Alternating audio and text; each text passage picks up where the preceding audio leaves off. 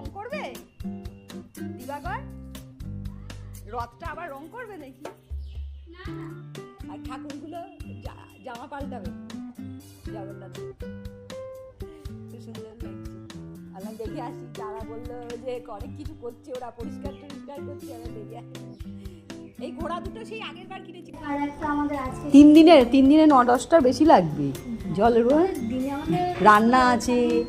হ্যাঁ, রান্না তো সব এই জলেই হচ্ছে। এই জলে হ্যাঁ না ওই কালকে সকালে দুপুরে লাগিয়েছিলাম, ওদের সন্ধ্যে শেষ হয়ে গেছে। আর সন্ধ্যে রাত্রে একটা লাগিয়েছি, সেটা এখন শেষ, মানে এসে পেরোর আর একটা লাগাতে।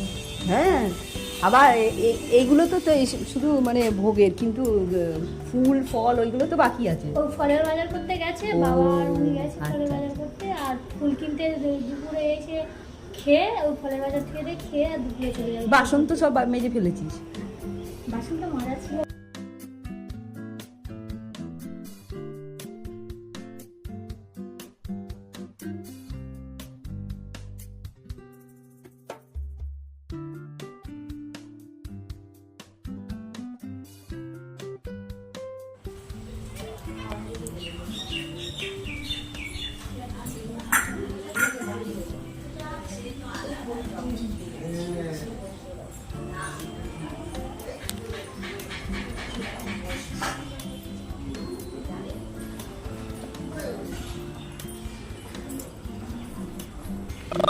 অরুণ সাগস্ত সাক্ষ্য সূত্রাগ্নি শক্তি হারক নম বিদু নামক।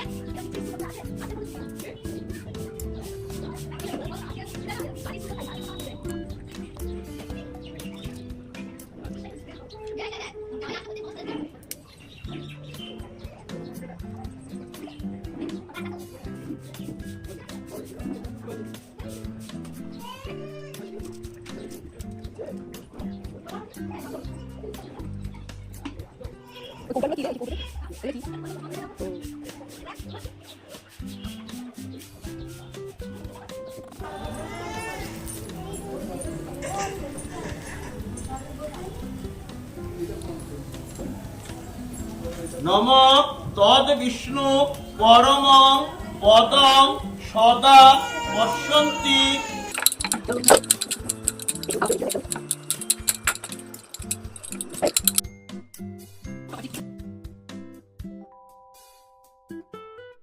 নম তদ বিষ্ণু পরমং পদং সদা পশ্যন্তি সূরয় দিবিব।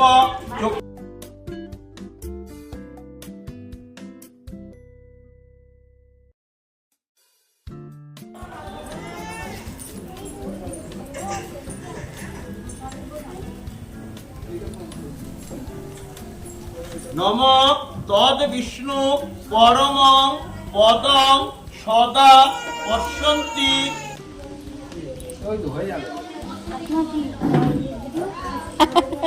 তোদের একটু ছবি তুলি।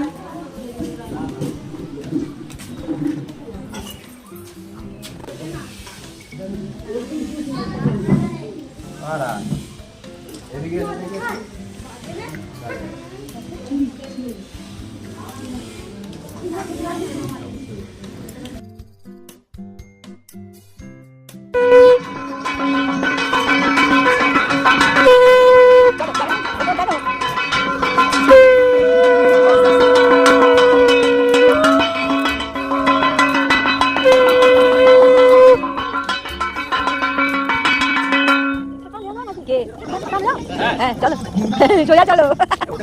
কি ওই তোরা বন্ধু চলে গেল? দিদি চলে গেল? আচ্ছা শান্তি কই? শান্তি আজ কর না, মা আসবে না? কে এসছে? আরে ওই যে আসো দিদি, আসো দিদি, আসো আসো, তোমার জন্য দাঁড়িয়ে আছে।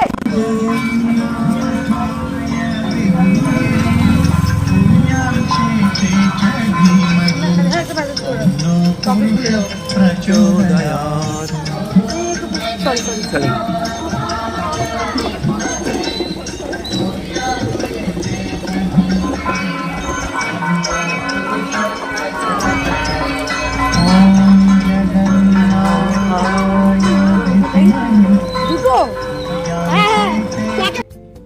রথের দিন জগন্নাথ দেব মন্দিরের থেকে বেরিয়ে রথে চড়েন, আর সেই রথে চড়ে যান মাসির বাড়ি। কি আর সবাই ভক্তরা জগন্নাথ দেবকে নিয়ে যান। কি আশ্চর্য না, কত মানুষের রথ টেনে নিয়ে যাচ্ছেন জগন্নাথ দেবকে।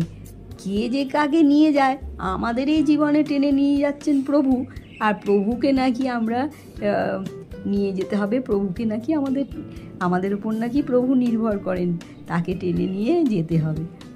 তো সেই দিনই কিন্তু সবাই প্রভুকে দর্শন করতে পারে। রথের দুধারে সম্মুখে পিলপিল করে মানুষ, দু চোখ ভরে রথে বসে থাকা জগন্নাথ দেবকে সবাই দেখে। তো বহুকাল আগে পুরীতে রথযাত্রার সময় এরকম একজন খুব ভক্তি ভরে দাঁড়িয়ে জগন্নাথ দর্শন করছিল একজন তাঁতি। লোকে তাকে দাসিয়া বাউরি বলে। তার অন্তরে ভক্তি ছিল খুব বেশি, সেই জন্য সে গ্রাম থেকে ছুটে এসেছে পুরীতে। দেখছে রথের ভেতর জল জল করছে, তার আর কোনো দিকে খেয়াল নেই, শুধু জল জল করছে উজ্জ্বল দুটি গোলাকার বড় বড় চোখ, আর সেই চোখ দিয়ে সে এক মনে দেখে যাচ্ছে, আর মনে হচ্ছে সেই চোখ যেন তাকেই দেখছে, সবাইকে দেখছে। ভক্তিতে একদম তখন না পথের ধুলায় একদম গড়াগড়ি দিচ্ছিল। তখন দাসিয়া তো হতদরিদ্র, তার ঘরে স্ত্রী আছে।